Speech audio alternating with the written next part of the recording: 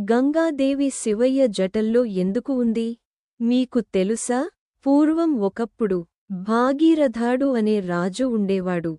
తన పూర్వీకుల ఆత్మలకు శాంతి కలగాలని ఆయన చాలా బాధపడేవాడు. ఒకరోజు ఆయన నిర్ణయం తీసుకున్నాడు. స్వర్గంలో ఉన్న పవిత్రమైన గంగాదేవిని భూమిపైకి తీసుకురావాలని. అందుకోసం భగీరథుడు ఎన్నో సంవత్సరాలు కఠిన తపస్సు చేశాడు. అతని భక్తికి మెచ్చిన గంగాదేవి భూమికి రావడానికి ఒప్పుకుంది.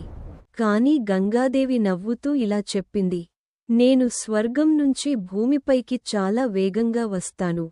నా శక్తిని భూమి తట్టుకోలేను. అది విన్న భగీరథుడు భయపడ్డాడు. అప్పుడు ఆయన మహాదేవుడైన శివుడిని ప్రార్థించాడు.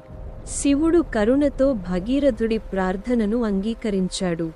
గంగాదేవి ఆకాశం నుంచి భారీ ప్రవాహంలా భూమిపైకి దూసుకొచ్చింది.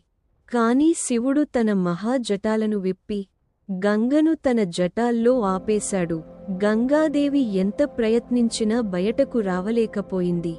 కొంతసేపటి తరువాత శివుడు చిరునవ్వుతో తన జటాల నుంచి చిన్న చిన్న ప్రవాహాలుగా గంగను భూమిపైకి విడుదల చేశాడు. అలా గంగాదేవి భూమికి చేరింది. భూమి కూడా రక్షించబడింది. అప్పటినుంచి గంగాదేవి శివుడి జటాల్లో నివసిస్తుందని చెబుతారు. అందుకే శివుడిని గంగాధరుడు అని కూడా పిలుస్తారు. ఈ కథ మనకు చెప్పేది ఏమిటంటే, భక్తి, వినయం, దైవ విశ్వాసం ఉంటే ఎలాంటి కష్టం వచ్చినా పరిష్కారం